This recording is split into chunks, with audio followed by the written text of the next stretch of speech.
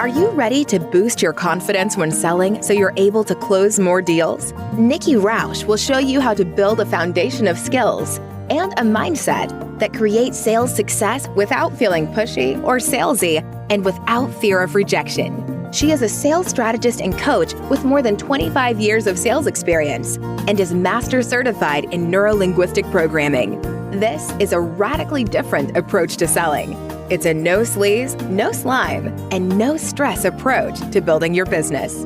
This is Sales Maven. Here's Nikki. Welcome, and thank you for listening to the Sales Maven Show. I'm your host, Nikki Rausch, your own personal sales maven, here to offer you tips, techniques, and strategies to master that sales process and that sales conversation.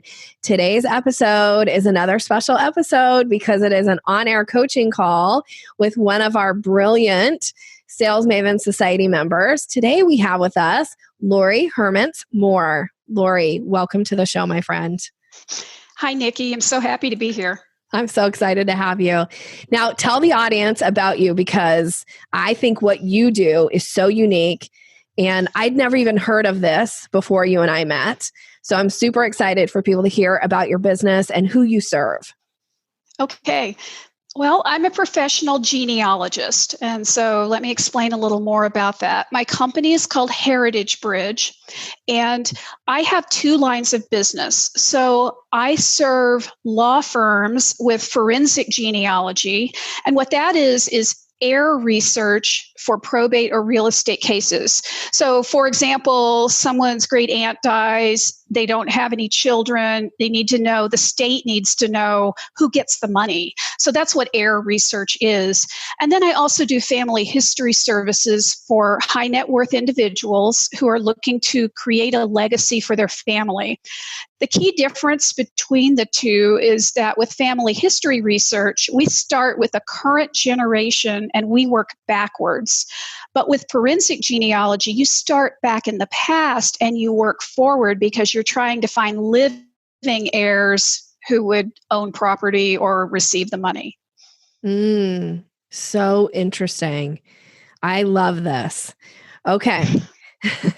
Anything else? Like, what do you, here's what I am going to ask you. And I didn't tell you that I was going to ask you this, but for the listener who may be hearing that this is even a thing for the first time, what are some of the common, what's a common question that somebody would ask you, or frankly should ask you, about the work that you do and how you might help somebody? Sure. A really common question, and here I'm talking about people who want to do their family history. So they'll come to me with something kind of vague, like, I want to research my family history. But, if you think about it, everybody has 4 grandparents and 8 great-grandparents. It goes on and on and on. So what I like to tell people to do, rather than they get an idea that they should go really far back in time and that they should collect names and dates, what I would encourage them to do, and what I do differently, is to encourage them to go broader with fewer people. So find a few interesting ancestors, dig up everything you can about them, and start to assemble a picture of their lives. And that is much more than skimming the surface. So it creates a story about those people, and it allows you to start understanding, when you put it in context with U.S. history and you put it in context with the time period they lived in, maybe why they made some of the decisions that they made. So I really like to go broad on a few people rather than super deep far back in time. Oh, that's such a great answer. So interesting, because, if you have somebody who has some interesting, who led a very interesting life in your family, I mean, I think you know this from working with me. I love story, and to be able to tell the story of an ancestor and their life and what it entailed, and maybe even how it brought forth into, future generations, and maybe how it's even impacting you today in your life, would be super fascinating to know. And there is just something about that desire to understand where you came from and how you came to be, and that family history. So I love that. Well, that's absolutely true. And one of the most, say rewarding things for me is after I dig up a lot of different things on somebody's family for them to be able to say, did you realize that you could go see their farm? Did you realize that their church is still standing? Did you realize this was the migration route that they took? And then I'll do things like give them photographs or maybe design a tour for them to actually go experience where their ancestors lived and how they worked and see the things that they saw. I think that makes it a lot more tangible for my clients and tangible for my clients' families, like their current families, their children. It makes history come alive to them and gives them a personal connection to it. Yes. Oh my gosh, that actually gave me chills just to hear you talk about that. Okay, so now can I flip it on the other side? Because I also know that a big part of your business is working with law firms that have to establish heirs. I was like that word to me. I always think AIRS, but that's not what we're talking about. We're talking about, is it HEIRS? HEIR. Yeah. Okay. Yeah. Like you would become an heiress if you were, found by my research that you would receive money because your, great aunt or second cousin twice removed died, which they, by the way, call laughing heirs. The people who had no idea somebody died and left them money, and now they're just being handed money. So they're laughing all the way to the bank. But yes, that happened. Does it? Because I feel like with my family, there's zero chance of that being the case, that somebody in our family had money that in any way would ever come and find its way to me. So, but so from on the law firm side, I know you and I talked about this recently in a coaching session, that the advantage of bringing you in has to do with your, like you hold a very prestigious certification, right? Right. Right, okay, exactly. So in genealogy, there are two routes to becoming a credentialed genealogist. And there are relatively few people in the world, maybe about 800, who hold one of those two credentials. So I'm an accredited genealogist, which means I've been tested and I've been approved for research by the International Commission for the Accreditation of Professional Genealogists. And I'm an expert in U.S. Midwest states. People also can be certified. So it's a different process, but in either case, what you have is a genealogist who has reached a level of professional standard and ability that has been judged and tested by an outside body and awarded a credential that they have to maintain. So when you're doing work that is of a high level that could become an affidavit in court, or you become an expert witness, you need to be a genealogist at that level. Mm-hmm. Okay. Yeah. So I feel like if I was sitting with the listener right now, I would be turning to the listener going, isn't Laurie so interesting? I love what you do. It's so fascinating. Okay. So to get to how may I serve you today, my friend, in your business, what would be something that would benefit you right now? Right. So what I'd like to talk about today is not the attorney side of this, but the high net worth side. So I'd like to talk about genealogy and, getting family history research done. And my topic is, it's a luxury service. It's not inexpensive when you're paying a professional on an hourly rate to research your family. And, you have a lot of family. Everyone has a lot of family. You're making an investment, and you're doing that because you believe in the outcome and the connection you're going to get to your family, or that it's establishing a legacy for your children. It's an emotional reward, but I would say it really is a luxury service. You are choosing to do that rather than going on a big expensive vacation, or maybe buying a car, or something else that someone might spend money on. So my question is, when you're selling something that is more of a want than a need, then how do you create interest and curiosity, and how do you make it seem so necessary and interesting to the point where people choose that that's where they're going to spend their money. Okay. What comes to mind right off the bat is the ability to really tell the story about how this is going to impact, or maybe how it has impacted another family. And because one of the things that I know about story is such a powerful sales technique. And the reason for it is because when you tell a story, the story is that like scientists have found that story is like the language of the brain. Our brains are super satisfied by story.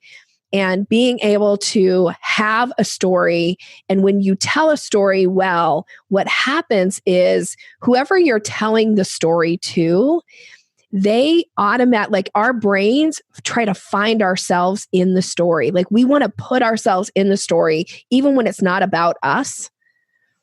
And so I think for you, having some really powerful story around the impact this has made, or even like if you're able to share a client that you have done this work for, and you found out about, a particular relative and how this, impacted their life. And then you start to paint this picture around this really interesting story. And then you start to plant some seeds around, like, imagine if this was your ancestor, or this was your great uncle, or whoever that is. And what would that mean for you to be able to pass on that information to your own children, grandchildren, and for them to be able to take that into their life, and, whatever this means. So I think story is going to be really important for you, and being able to tell powerful stories and using these examples and painting these really vivid pictures. I don't know who said this, so I'm going to say this quote, and I apologize that I can't attribute it to somebody, but it says, you've probably heard this before. They say, a picture is worth 1,000 words. You've heard that, right? And somebody once said that a story is worth 1,000 pictures, because people actually, when you tell a story and tell a story well, they are creating pictures in their own minds, and they find themselves in the story. And I have a pretty extensive background in storytelling, attending and assisting in storytelling masterclasses. And it was so interesting to me when I finally realized, as an assistant in this class, and having multiple people have gone through this class that this trainer was teaching. She was a master storyteller, and she would tell, she was working with fables, right? Fairy tales. And so these weren't true stories. These weren't legacy stories like what you're telling. And she would tell this story about a fox, and then she would ask the audience, who were you in the story? And every single person in the class would have an answer. Like, people would say things like, I was the eagle flying above. There was no eagle in the story. Like, we paint these beautiful images in our minds around story. So that's going to be, I think, for you, really crucial, because around a luxury item like you're talking about, one of the things that, you tell me, but I feel like one of the things that people are more interested in now, like more now than ever, is experiences. And this is why, instead of buying a lot of things, people are taking these, beautiful, extravagant vacations, or it's all about experience right now. And I think you have to show and demonstrate how what you're doing is an experience.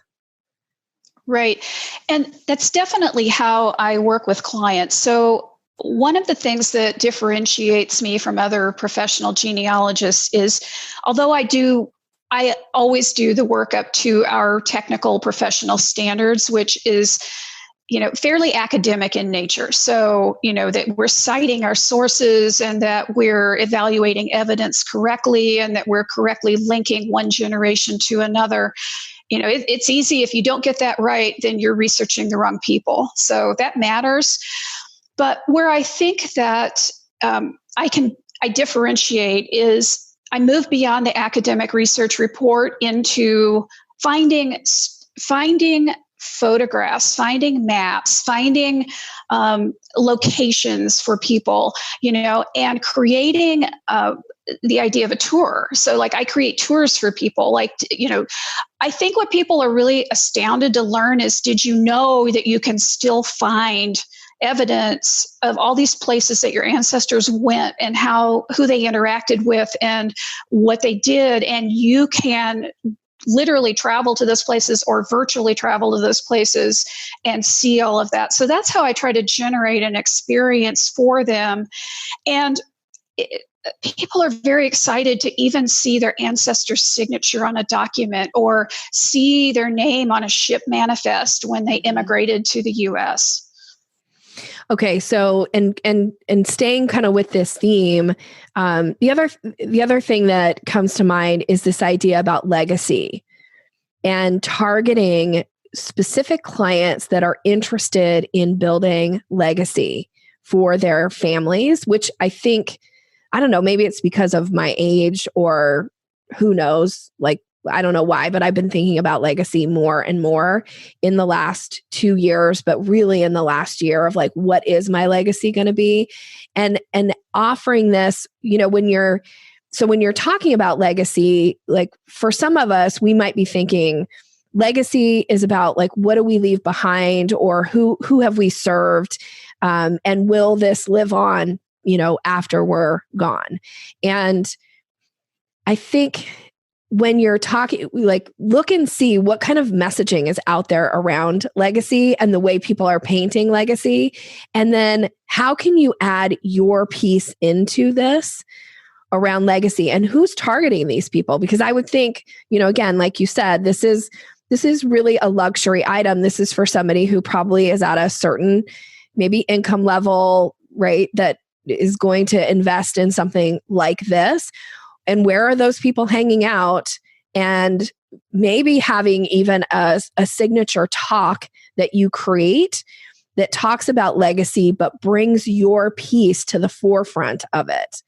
Because I think these people are interested in legacy, like I am, and like many people I know are interested in creating legacy, but talking about this, this piece around your heritage and how do you bring this in and move this forward? And it also might be a place for people to start, because some of us don't know, what is legacy going to mean and how do we even create that? And I wonder if you bring something to the table around, by having this information about your heritage, would it help you would it give you a direction that you might want to go for your own legacy?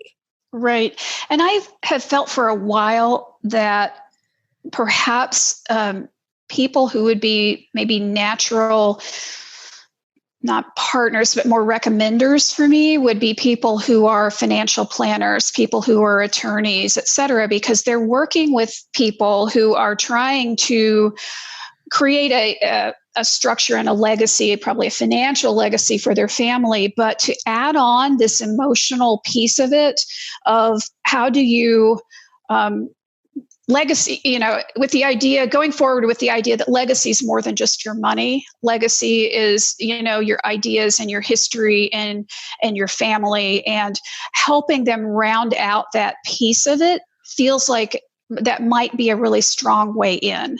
So I love that from a financial planner, and also from, the other thing is like, who's setting up trusts, right? Mm-hmm. Because if you're setting up a trust, there's probably some type of financial stability there, maybe a high net worth. So is it something that you would look to see, like, who are those people that are helping people set up trusts? Because are they people who would also make connections and introductions for you? Right.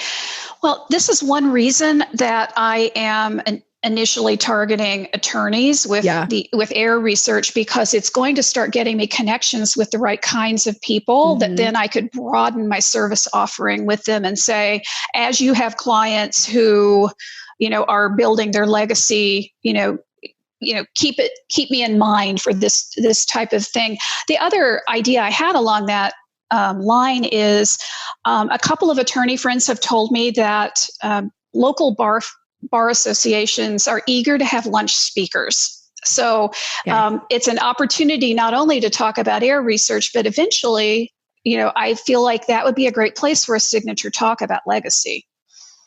So I agree. And I love the idea of, if they're looking for lunch speakers, that is what I would suggest that you start focusing on right now, is how can you get in front of them? And now, because of what's going on in our world right now, they may not actually be having their luncheons, but I know my next speaking gig, we're going to more than likely move it to a virtual, right? So they're not going to not do it. We're just going to do it virtually, which is not a big deal for me because I speak and talk over Zoom all day long. So, it's pretty simple. So don't be afraid to reach out right now. But I do think you want to structure some type of a signature talk. And when you're structuring your signature talk, and let me ask you before I dig into this, is do you have questions about that and what that would? Right. I had realized a while ago that I needed a signature talk that was more general interest because, in the world of genealogy, a lot of us speak professionally, and a lot of times we're speaking to other genealogists about subject knowledge. That's not what I need here. What I need is I need to skim the surface of that and tell because we have this subject knowledge, this is what it enables you to learn about your family, and it needs to be the stories about it. So not how do you find this record or that record? It's much more of what's the cool benefit that you get out of it.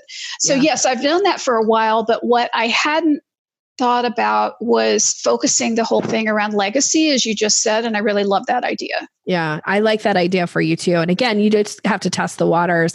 And one of the things that I say this to all of my clients is, even if, you don't have a bar association or whoever it is that you want to put yourself in front of right now, even if you don't have that opportunity, on the future, or in the near, horizon for you, then do it as a live webinar and offer people the ability to sign up. Put on your own event. I often do this, and I get speaking gigs because people will show up to my live webinars and then they'll recommend me. This just happened this week, as a matter of fact. Somebody who heard me speak, who recommended me to a coach that she pays money to. And the coach had never heard of me, but then went and did some research and then asked me to come in and do some more talks, for her group. And so this is why it's so important that you just continue to put yourself out there. And the other thing about a live webinar is that it's a list building opportunity for you, right?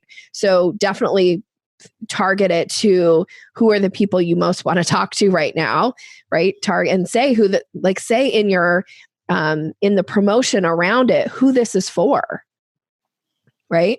And then now you're list building to them, which then gives you the opportunity to market to them later. I like, if you're going to put on a free webinar, to have some type of an offer, a next step. I know you know that's from me. Have a next step for people, have a paid opportunity for them. What would that mean? Or offer them a discovery call with you, worst case scenario, a free discovery call to talk about ways that you might serve them in their business if we're talking to the lawyers, right? And get that done and put it out there. And then you test it, you see what works. And I would suggest, breaking it down into maybe 3 to 5 critical points, bite-sized pieces of information, and then make sure you have a really great story to support each of those major points that demonstrates your work, that talks about the long-lasting, the legacy piece. Okay. Makes sense. Thank you. Hey, it's Nikki, just popping in really quick to invite you to the next masterclass. The topic is conversion email sequences, how to write them. Have you ever struggled to get your email sequences written? And do you second guess yourself when you're writing your emails? Or maybe you've held yourself back from making offers in email because you're worried that your subscribers are going to be turned off and unsubscribe. well, then this masterclass is for you. The idea is that when you leave the masterclass, when we wrap it up, you'll have 3 core email sequences to implement into your business that's going to help you when people are first adding themselves to your list, when you are going to make offers, and when you're putting out some free content in the market, and then how to move people into that next step, that next sale with you. So that's what we're going to focus on.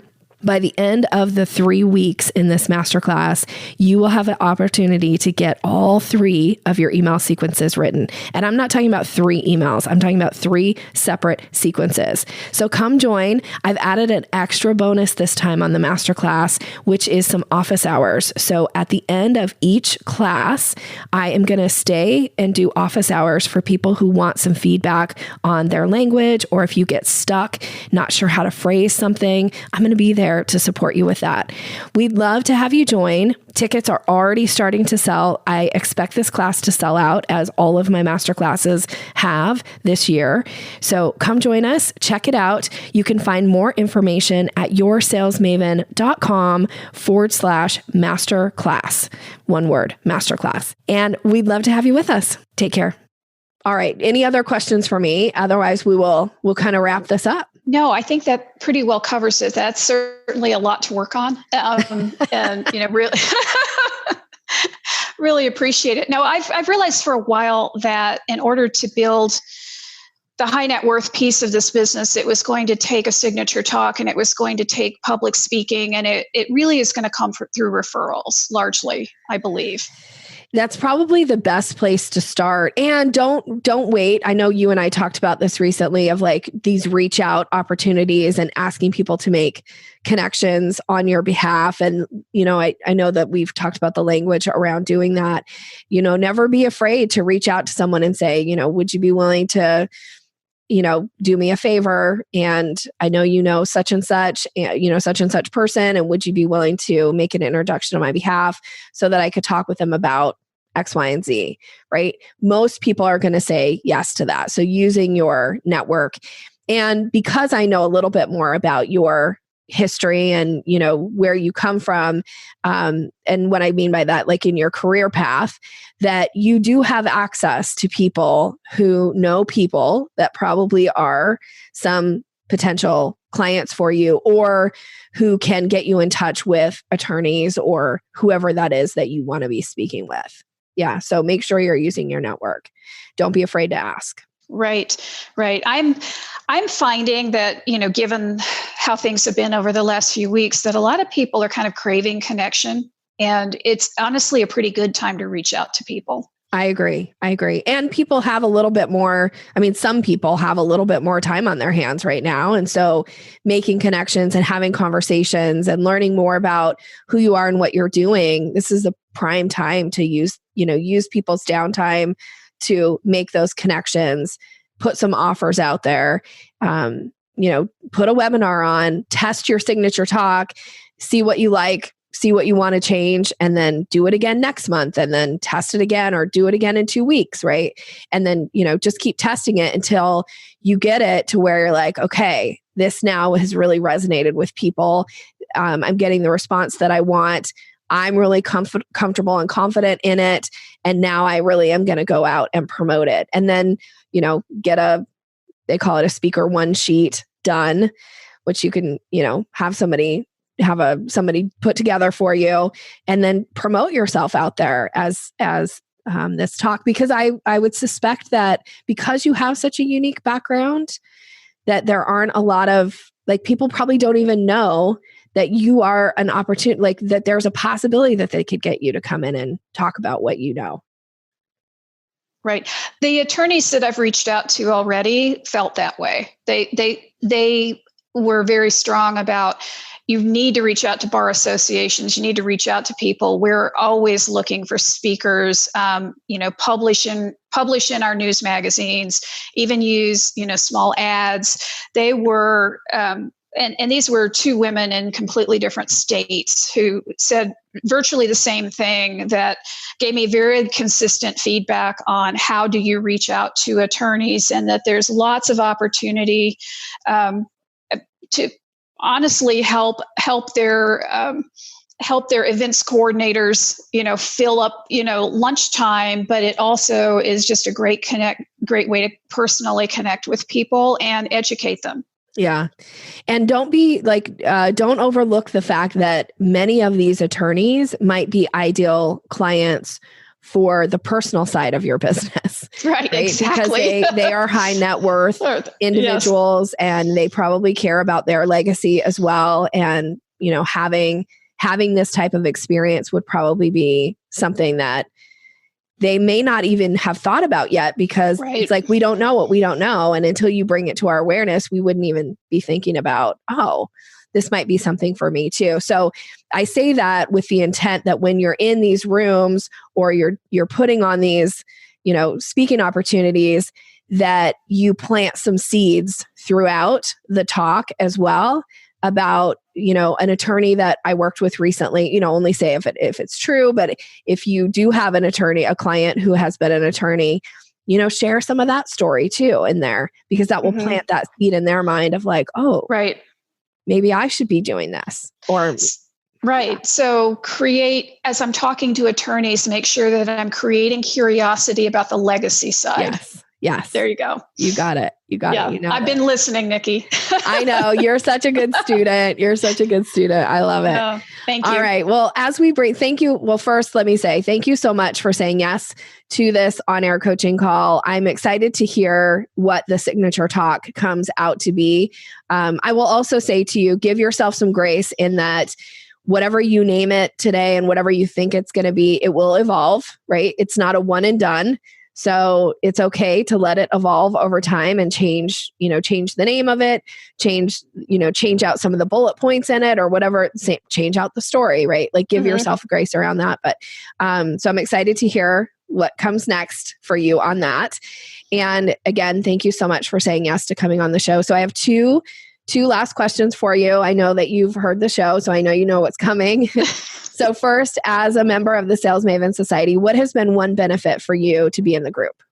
So as a genealogist, I'm on my third career. And if I go back to my first career, I was a librarian. And what I love is your library of information. Oh, thank you for saying that. I was referring to it just yesterday. I love the fact that all the sales tips are out there, that all of the different videos and all the guides. And I was in a negotiation with a client, and I used all the material just as review to make sure I was doing it correctly before I went into the negotiation.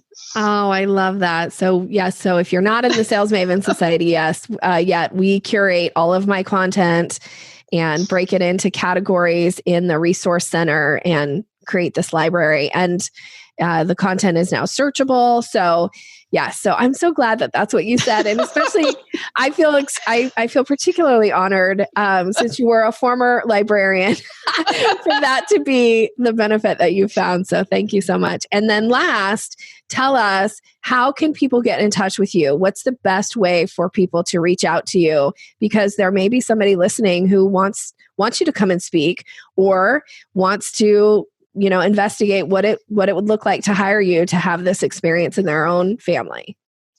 Sure. You can find me at heritagebridge.com, which is my website, and you can find detail there about the forensic genealogy services or the family history services, and a little bit more about me. Or connect with me on LinkedIn, Laurie Hermance-Moore. My name's unique enough that you'll find me, and I'd love to connect with you. And this will be in the show notes as well, all of Laurie's contact information. So reach out to her. She is lovely. You will be glad you did. Thank you again, my friend. Wishing you continued success. Thank you so much, Nikki. Really appreciate it. Thanks for listening to Sales Maven. Visit us online at yoursalesmaven.com/maven for more resources to boost your confidence and skills.